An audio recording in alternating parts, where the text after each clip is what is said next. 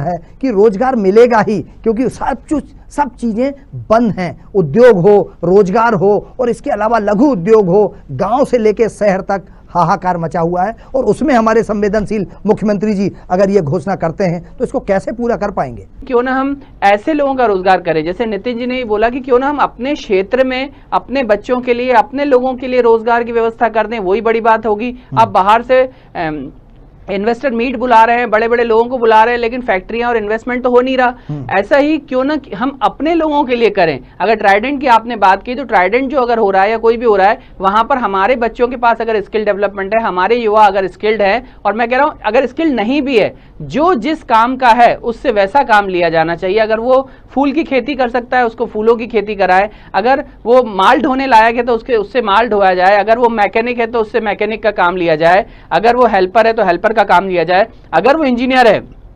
Engineering का काम किया जाए। अगर आईटीआई होल्डर है तो उससे वैसा काम लिया जाए। अगर वो एमबीए होल्डर है तो उसको मैनेजमेंट का काम दिया जाए। ये सारी चीजें करना हमारे प्रदेश की सरकार के हाथ में है। प्राइवेट नौकरी और गवर्नमेंट नौकरी, ये सारी चीजें हमारे केवल सरकार के हाथ में है। अगर सरकार बोल रही है कि हम नए उद्योग लाएंगे, अरे जो पिछले समय से इतने सारे उद्योग धीरे धीरे बंद होते जा रहे हैं, मध्य प्रदेश में पीथमपुर में, उनकी तरफ आप नहीं सोच रहे। एक बहुत बड़ी कंपनी भोपाल में आई, उसने टीटी नगर में एक बहुत बड़ा अपना इन्वेस्टमेंट करके एक प्रॉपर्टी का बड़ा प्रोजेक्ट लाया है, लेकिन आज उसकी क्या हालत है, वो बेचारी कंपनी डूबने की स्थिति में आ गई है। ऐसी कंपनीज को आप सपोर्ट कीजिए। जो फैक्ट्रीज बंद हो रही है उसको लोन दीजिए, लेकिन लोन मिल किसको रहा है? नितिन जी ने अपनी बात में नाम नहीं लिया, लेकिन बता दिया कि अगर देश में कोई कंपनी बढ़ रही है, जब पूरा देश डाउन हो जाए गुजरात की 2 कंपनियां बड़ी तेजी से बढ़ रही हैं, और मध्य प्रदेश में जब इकोनॉमी डाउन हो रही है तो भोपाल की एक रोड बनाने वाली कंपनी पूरे 17-18 राज्यों में अपने काम स्थापित कर रही है। मुझे तो समझ में नहीं आ रहा।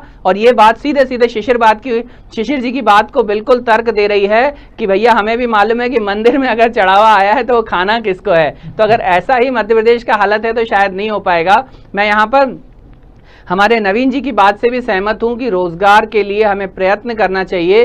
केवल ये नहीं सोचना चाहिए कि आत्मनिर्भर भारत है, आपको ही स्वयं करना है, जो करना है आपको करना है, लोगों को रोजगार भी खुद ढूंढना है। हमें तो ऐसी चीजें स्थापित करके देनी है। अगर कोई इंडस्ट्री स्थापित करके देनी है, कोई एरिया स्थापित करके देना है, उस पर सब्सिडी देनी है, उसको बढ़ाना चाहिए धीरे से। अभी एक बात सामने आई कि हमें पैरामेडिकल स्टाफ को भी, उसमें भी फ्यूचर है। मैं आपको बता